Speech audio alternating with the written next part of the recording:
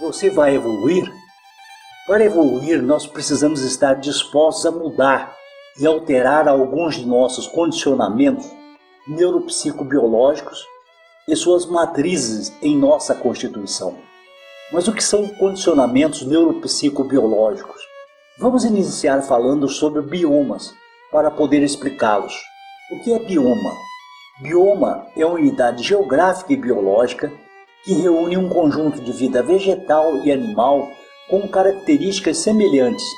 São regiões grandes com clima dominante que determina as principais características, como a flora, a fauna, a hidrografia e o solo. A unidade geográfica está dividida como um mosaico em 3 partes ou reinos: mineral, vegetal e animal, onde todos vivem em simbiose e prosperam, ou seja, ninguém é extinto, mesmo presa e predador. Todos vivem em equilíbrio dinâmico. A programação neuropsicobiológica determina as características de cada espécie e possibilita a simbiose, ou seja, a interação entre elas, compondo assim um mosaico.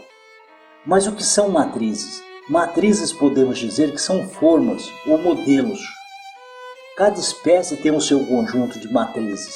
Essas matrizes juntas determinam o padrão biológico, comportamental e emocional para a sua espécie, ou seja, determinam a aparência, como se comportar e reagir como indivíduo ou em grupo. Agora, falando sobre evolução, ela inicia por ser proativo e atuante na criação da nova realidade coletiva. A primeira evolução humana foi por instinto. A segunda deve fazer uso da razão. Para evoluir, precisamos desativar algumas matrizes, trocar o foco de outras e expandir alguns pontos em nossas consciências. Essas mudanças são um processo e não precisam estar concluídas para evoluirmos. Quando forem concluídas e integradas na realidade coletiva, o ciclo solidário terá atingido o seu ápice e irá iniciar o seu declínio para a nova evolução. Sem abrir mão das posições que ocupam na realidade materialista, porém destinando parte do seu tempo de forma solidária e colaborativa, o processo se inicia. Temos que começar imediatamente a criação da realidade solidária. Mas vejamos agora o que mudar em nossos condicionamentos. Matrizes que devem ser desativadas. Vejamos agora. Você é uma pessoa competitiva? Vamos pensar a respeito? A matriz guerreira é ativada para fazer uso da força, da violência, como forma de resolver divergências. A matriz competitiva é ativada para fazer o indivíduo competir por tudo, colocando suas necessidades pessoais em primeiro lugar. E a matriz territorialista é ativada para eleger um domínio geográfico como seu de direito. Por outro lado, temos a natureza do ego, que é sempre defender o indivíduo daquilo que considerar um ataque, e está ligado ao seu sistema de atração-rejeição. Quando a humanidade evoluiu, ainda por instinto, e a razão ainda era embrionária, servindo apenas para prover os meios para a ação, entrou no ciclo do ego ou materialismo. Com todas essas matrizes ativadas, isso formou uma combinação explosiva. O seu ego assumiu o controle, desejando ser o maior, o dono de tudo, o melhor, o mais forte, e buscando proteger o indivíduo de tudo aquilo que o desagradava, transformou aquele ser em um animal instável e extremamente agressivo. Assim, sob o comando de nossos chefes, invadimos e dominamos todos os biomas do planeta. Alteramos o equilíbrio dinâmico e modelamos o planeta segundo nossa vontade e o entendimento que possuíamos. Competitiva não é só a sua pessoa, competitiva é toda a raça humana, mas também é violenta, agressiva e continua territorialista, que agora chama de nacionalismo. Continuamos agindo segundo as características primitivas da raça humana.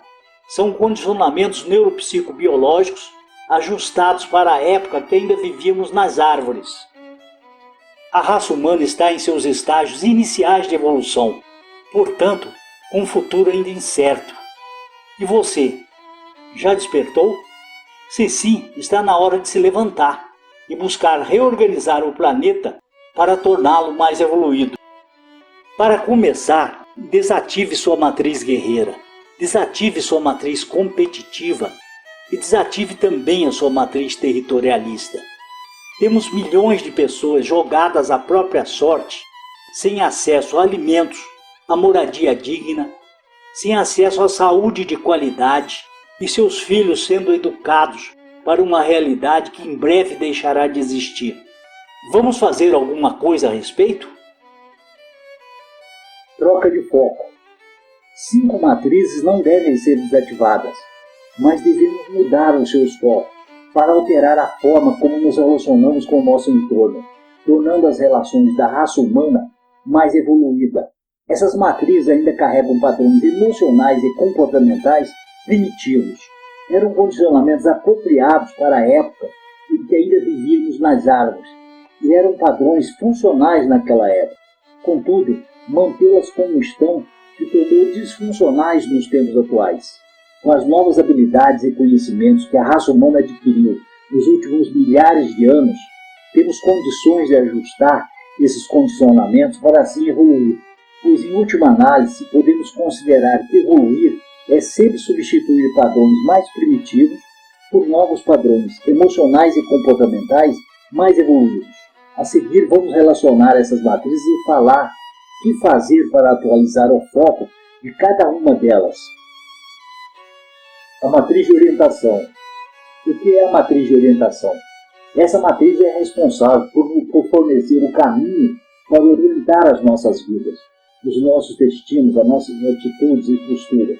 Como somos condicionados a ser gregários com carência de chefes em nossa programação neuropsicobiológica, assim como os lobos, os elefantes, os coatis e milhares de outros, como seres gregários carentes de chefes que sempre viveram em grupo e seguindo as determinações de uma figura de poder, um chefe, o comportamento manada sempre nos acompanhou, desde os tempos das árvores. Evoluímos para o ciclo do ego, porém, continuamos seguindo o mesmo padrão emocional e comportamental. Criamos uma sociedade complexa, mas continuamos compelidos a fazer tudo que os chefes determinam. Em uma sociedade complexa, existem os chefes dos chefes, e assim vai. São centenas de chefes, e todos determinando o que devemos ou não fazer e decidindo nossas vidas. Continuam nos tratando como manadas. Os chefes declaram as guerras e nos obrigam a lutar. Cobram impostos e determinam como nossos recursos serão usados. Podem nos empregar ou desempregar, se não seguirmos as normas que estabelecem. Se não nos tornarmos normóticos seguindo suas determinações, suas leis e regras, seremos punidos. Normóticos seguem as normas. Você acredita que alguém deve dizer a você o que é certo, o que é errado, o que deve ou não deve fazer? Todos temos nossas crenças e escalas de valores. Esses são os nossos princípios, e traí-los significa trair a nós mesmos. Já não necessitamos que alguém nos aponte o certo e o errado, o que podemos ou não podemos fazer. Os princípios devem ser o nosso guia. Reunidos podemos determinar que princípios devem nortear o nosso pacto social, e para aprimorar o pacto social basta aprimorar os princípios pactuados. Não somos mais aqueles seres que viviam nas árvores. Devemos assumir o controle de nossas vidas de forma interativa e colaborativa. Com relação ao novo foco, no ciclo solidário, a matriz de orientação deve focar nos princípios, em lugar de focar nos chefes. Matriz de atividades. O que é a matriz de atividades? A matriz de atividades é a responsável por fornecer a motivação para a ação. Cada ciclo de consciência tem o seu fator motivador. Vivenciando o ciclo do ego ou materialismo, vamos buscar vencer, dominar e possuir, para nos sentir seguros, atendendo aos ditames do ego. Como a única forma de vencer é competindo, é lutando, no ciclo do ego lutamos por tudo, o tempo todo. Quando não estamos competindo em causa própria, nos divertimos assistindo às competições alheias. A competição é o foco e as necessidades do ego o fator motivador. Já no ciclo da segunda inocência, o ciclo solidário, vamos nos colocar em movimento seguindo o princípio da colaboração. Sem os titanes do ego, já não temos a necessidade do confronto, da vitória, da luta. A colaboração para a construção do bem nos fornece a motivação para a ação. Com relação ao novo foco, mudar o foco das atividades da busca egóica pela competição para as atividades para o princípio da colaboração é a meta. Matriz tecnológica. O que é a matriz tecnológica? A matriz tecnológica é o conjunto de habilidades que permite o conhecimento e a modificação do ambiente para atender necessidades específicas da raça humana. Os primeiros sinais da potencialidade dessa matriz se fizeram notar nas habilidades artesanais dos australopitecos.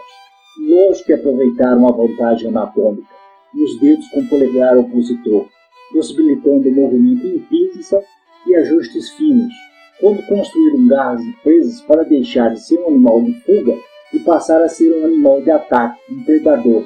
Se tivessem patinhas ao invés de mãos, ficaria um pouco mais difícil construir suas lanças e flechas. A inteligência espacial e o conhecimento do ambiente foram se desenvolvendo e se aprimorando ao longo do tempo.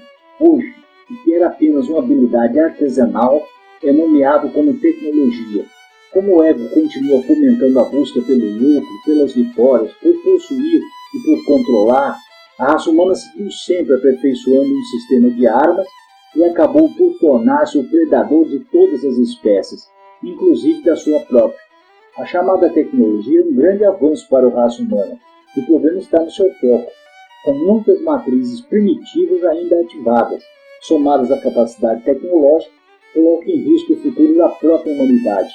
Muitos humanos acreditam que o domínio das energias e as conquistas tecnológicas identificam a civilização evoluída. Contudo, a evolução, à medida que se afasta de seus estágios iniciais, deve seguir transformando as relações entre seus membros e com outros mundos, em relações mais pacíficas, igualitárias e harmônicas. A tecnologia em mão primitiva é como uma arma carregada em mão de criança. Quanto ao novo foco, devemos mudar o foco da tecnologia do lucro e dominação para o bem-estar coletivo. A matriz de expressão. O que é a matriz de expressão? É o condicionamento, a matriz que determina a forma de se comunicar de cada raça e está ligada ao sistema individual de atração-rejeição, apontando para cada ser aquilo que é agradável, desejável e que deve ser atraído para si, assim como aquilo que é desagradável e indesejável que deve ser rejeitado.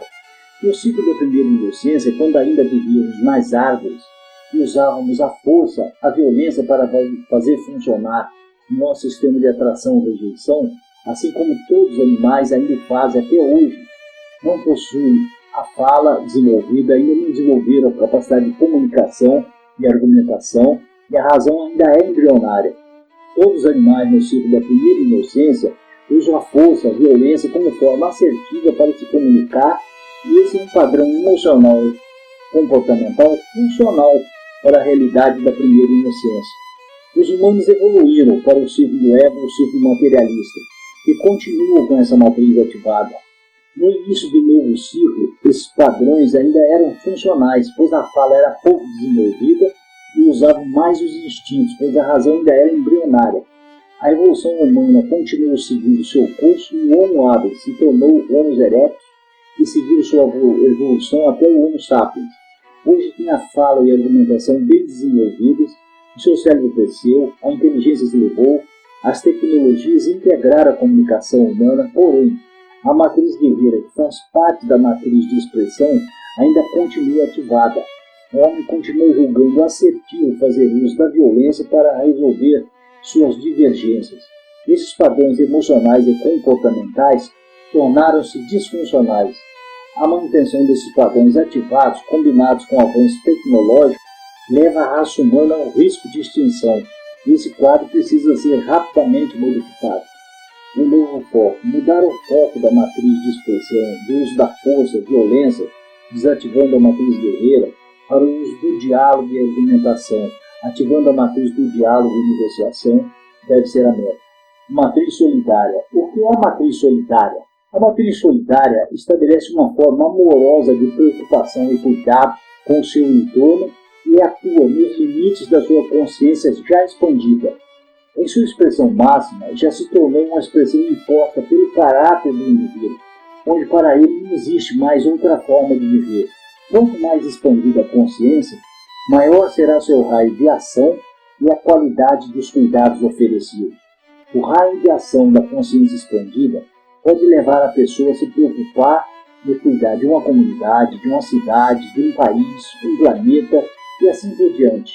Quanto à qualidade dos cuidados oferecidos, a solidariedade pode partir do ato de dar uma esmola, passar a participar sistematicamente de grupos e organizações caritativas, chegando até a sua expressão máxima, onde não se limita mais a enxugar gelo e busca as razões primárias dos problemas para resolvê-los de forma definitiva.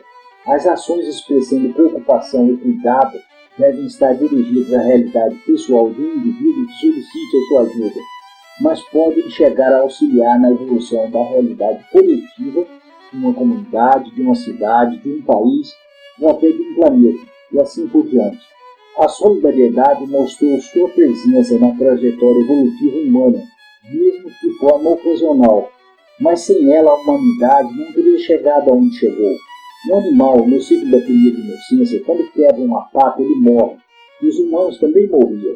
Quando fósseis humanos foram encontrados com fraturas ósseas consolidadas, é uma prova que a solidariedade se manifestou naqueles seres. Significa que alguém cuidou, alimentou e curou aquelas feridas. Contudo, essa manifestação ainda hoje é ocasional, pois se manifesta apenas em momentos de crise, como uma enchente, o rompimento de uma barragem e outros eventos de grande repercussão. Quando logo os problemas iniciais estejam resolvidos, a preocupação e os cuidados cessam e não alcançam as causas primárias dos problemas para a resolução definitiva. Usar a expressão máxima da solidariedade com foco permanente resolveria em médio prazo todas as mazelas humanas. Novo foco. Mudar o foco do uso ocasional da solidariedade para um uso permanente em sua expressão máxima. A expansão de consciência. Devemos buscar expandir nossas consciências para modificar a matriz de relacionamentos, tornando nossas realidades pessoais e coletivas mais evoluídas.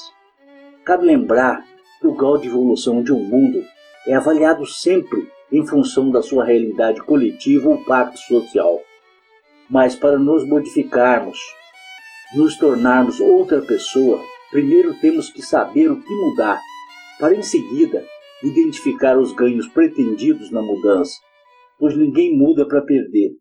Mas vejamos que aspectos precisamos expandir em nossas consciências para nos tornarmos co-criadores da realidade coletiva mais evoluída no planeta, a chamada realidade de quinta dimensão ou ciclo solidário. Acessar e viver na realidade coletiva solidária já é em si o prêmio maior, que justifica toda essa mudança, sem contar que para muitos seres despertos, auxiliar na transição é a sua missão de vida. Vejamos agora cada um dos aspectos da realidade a serem expandidos. O nosso aspecto humanitário. Lembrando que ser humanitário não significa ser de direita, de esquerda ou de centro. Essas são classificações político-filosóficas da terceira dimensão. Não tem qualquer significado ou utilidade na quinta dimensão, pois a realidade coletiva no ciclo solidário é organizada de forma totalmente diferente da terceira dimensão. Ser humanitário na quinta dimensão ou no ciclo solidário é, antes de tudo, pertencer à raça humana, considerar toda a diversidade humana existente como uma riqueza para os relacionamentos. Quanto maiores forem as variedades, maiores as oportunidades de nos relacionarmos, de nos harmonizarmos e aprendermos com as diferenças. O nosso aspecto solidário. Lembrando que ser solidário não significa estar disposto a dar esmola ou participar de alguma instituição caritativa para assistir aos necessitados, pois essa postura divide a humanidade em dois grupos, sendo eles os que possuem bens e estão dispostos a ajudar, e aos carentes, que devem buscar e receber essas doações, normalmente seguidas de uma preleção coletiva. Solidariedade não divide, soma. O homem solidário deixou que uma nova forma de amar fizesse morada em seu coração e isso alterou seu caráter. Ele compreende perfeitamente a lei do retorno e sabe que cada ser está onde suas escolhas o levaram. Assim não se limita a oferecer recursos materiais, como também não impõe as suas próprias crenças. Ao invés disso, busca entender a realidade pessoal da pessoa assistida e, a partir dos valores do outro, busca construir com ele novas possibilidades de escolhas e mudanças, sem retirar do outro o protagonismo ou a dignidade no processo. O ser solidário busca trabalhar sempre a alteração de realidades, tanto a pessoal quanto a coletiva. Assim sendo, busca sempre as causas primárias dos problemas, evitando aquilo que chama enxugar gelo. Para ele não basta combater a poluição e as enchentes, reduzir o desmatamento e as queimadas. É necessário reverter as mudanças climáticas, recompondo o equilíbrio do sistema planetário e reduzir a pegada ecológica humana no planeta, para níveis que respeitem a biocapacidade de regeneração, estimada em 1,8 hectares globais por habitante. O ser solidário, humanitário, serve à humanidade, não às instituições. O nosso aspecto libertário. O sentido do termo libertário utilizado aqui não deve ser confundido com seu uso no ciclo materialista, o ciclo do ego, onde fundamentou posições político-filosóficas como o anarquismo, o socialismo libertário e outras. Até porque tais posições só têm ressonância no mundo materialista, onde até mesmo a forma de amar se faz permear pelo poder, onde amar pode inspirar, elevar e proteger, mas também pode ser uma força que limita e aprisiona. No mundo solidário, ser libertário é amar a todos, inspirando, protegendo, cuidando, sem limitar ou aprisionar. Educar para a felicidade, para a responsabilidade social, com respeito às necessidades e desejos do outro. É entender que para que meus direitos sejam respeitados, também os outros os devem possuir iguais. Os princípios do amor racional e da racionalidade amorosa se fazem presentes em suas decisões e ações, sejam elas dirigidas a um único ser ou a um coletivo. É o amor que inspira e liberta. O nosso aspecto cuidador. Cuidar, restaurar os biomas do planeta e proteger as formas de vida existentes é a proposta, sendo que cuidar não é criar área de exclusão humana, criando as chamadas reservas ambientais. Os cuidados com as florestas nativas já constituem reservas ambientais. Temos que recompor os biomas, elevar o sequestro de carbono, criar áreas de interação homem e natureza, priorizando as culturas permanentes, a manutenção de nascentes e rios, eliminar o uso de combustíveis fósseis, repensar o consumo. A pegada ecológica humana está em média 2,7 hectares globais por indivíduo em média, ultrapassando a biocapacidade de regeneração. No nível atual de consumo, precisamos de 1,5 planetas para manter o padrão de consumo humano. O esgotamento dos recursos naturais do planeta é a única consequência natural e ocorrerá em poucos anos. Recompor o habitat humano deve ser a meta principal do cuidador. Restaurar e proteger o planeta, que é a nossa casa, que é o nosso mundo lar, é o nosso objetivo maior.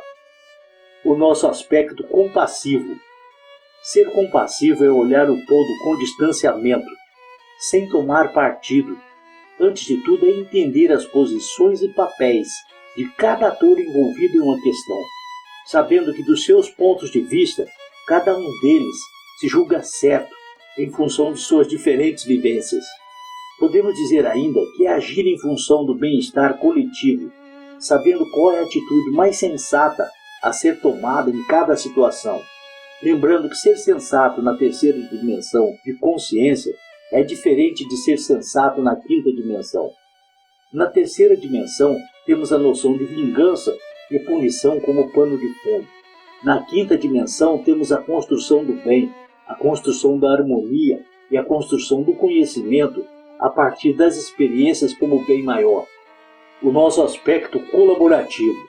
Ser colaborativo é trabalhar juntos, sem competição, de forma deliberada e constante, compartilhando objetivos, resultados e alegrando-se com o bem-estar disponibilizado ao grupo.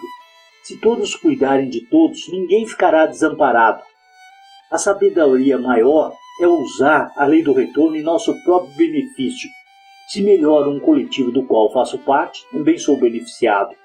A colaboração supera a competição, pois sem competir não há perda, não há carência, todos ganham. A colaboração também se alinha com os princípios 5D, tendo em vista que nos remete ao funcionamento do corpo humano e seus órgãos, onde o trabalho harmônico e colaborativo garante a funcionalidade e a manutenção da vida.